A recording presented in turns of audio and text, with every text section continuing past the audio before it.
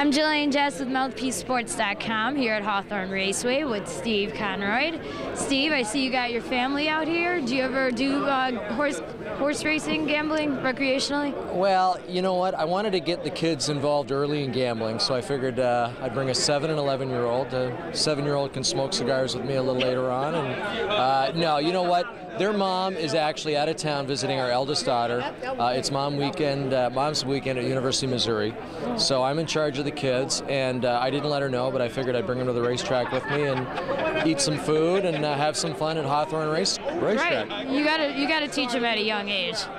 Well, I figured the earlier the better. You played for the Blackhawks. We have Coach Dennis Savard here. Do you still watch the team? Do you ever go to any games?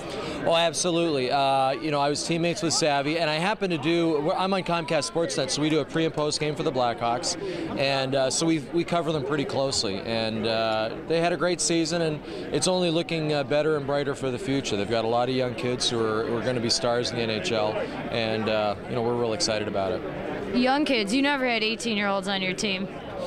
Well, you know, when I played, and I was older, I guess I was mid-30s, but Jeremy Roenick was an 18-year-old, and that was back in 1988, 89. So, yeah, we had some young kids on the team, and they bring a lot of enthusiasm, they bring a lot of energy, and that's exactly what Kane and Taves have done for the Blackhawks. Now, what kind of teammate was Savvy?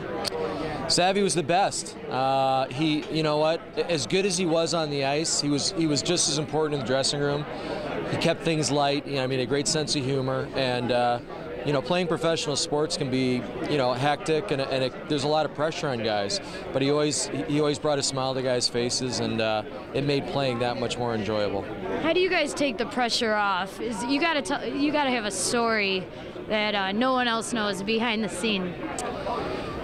Well, you know, there's always practical jokes and stuff, but you know, the one that comes to mind quickly. After Chicago, a couple of teams after Chicago, I played with the Detroit Red Wings, and we were all out at a dinner at a real nice restaurant, and there was a fountain there, and Steve Yzerman dared Sean Burr, who was also on the team.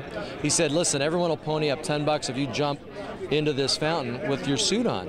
And sure enough, as soon as he finished dinner, he jumped into this fountain, and he made himself, you know, $200, but that was it. And so those are the kinds of things that go on sometimes behind the scenes that, you know, maybe regular fans wouldn't hear about, but it helps break the ice sometimes.